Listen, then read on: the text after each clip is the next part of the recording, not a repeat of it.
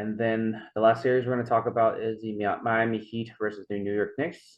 They played before the Warriors and Lakers game tonight, and the Heat won, leading the series 3-1. I think this is the series that we probably have the least to talk about. The Heat are simply the better team, in my opinion, and it's really not much to say. I think Butler being present gives the Heat an edge. Statistically, the Knicks didn't necessarily play poorly, but I just think that the Heat just outcoach them and outplay them. I don't know what else to say, because if you think about it, statistically at the very least, RJ had a good game. Randle had a good game, but at the same time, he had six turnovers, which hurt the team big time. 6 turnovers and 6 fouls too. Fouls too, yeah, that too. And then Brunson with 32 points, with 11 assists, 5 personal fouls, but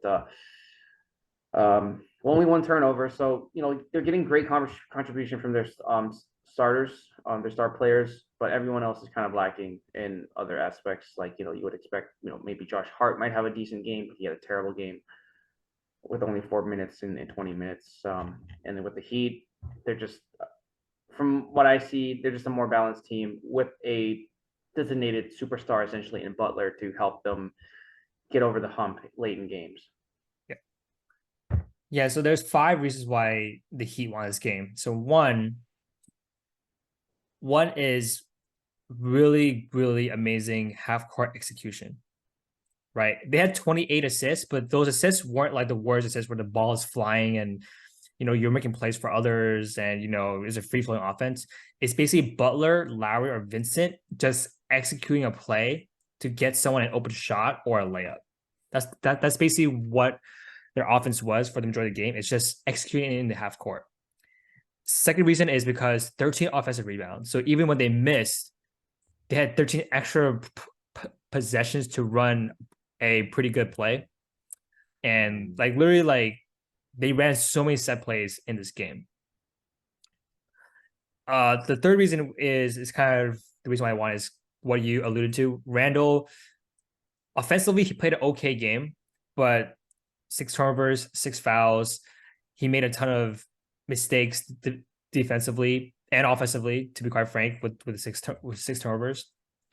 The fourth reason is, other than Brunson, no one was making plays. The ball was not moving at all, right? Brunson was making plays for other folks, but there were too many ball stoppers throughout this game.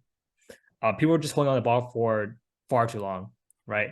And then the fifth reason is Butler's just played really good defense on Brunson. Brunson got his points, but he had to work hard for his points, super, super hard, right? And Brunson was gassed at the end of this game. So Butler has, other than Booker, he's probably played the best so far this postseason. So for me, that's what I saw in this game. No, you don't have to tell me twice. I mean, Bam with all those boards for the Heat, 3 offensive rebounds from him, 13 overall with 10 defensive rebounds. He 23 points, huge contributor for them. I think their pickup of Kevin Love has helped them tremendously. Contributing. He had 2 threes this game. Yeah, 2 assists. Struess having a good game for what he is. He's not a superstar player, but as a starting guard, he had a pretty good game. And then with Lowry playing well, finally for the Heat. I know he wasn't playing well in the regular season, but during the playoffs, he's been pretty good for them. And it's built up with Caleb Martin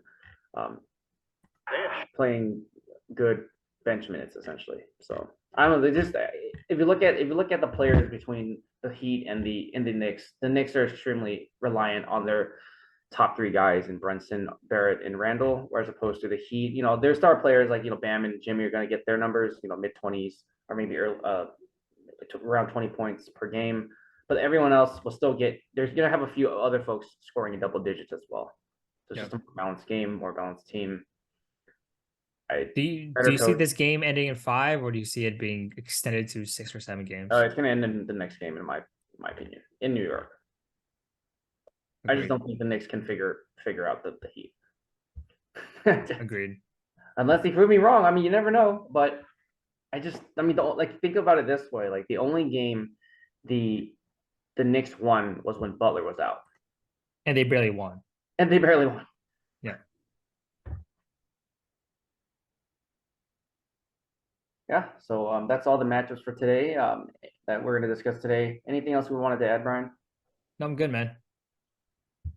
All right, awesome. Well, thank you. Thanks everyone for taking the time to watch the Two Man Game podcast. I'm Davis.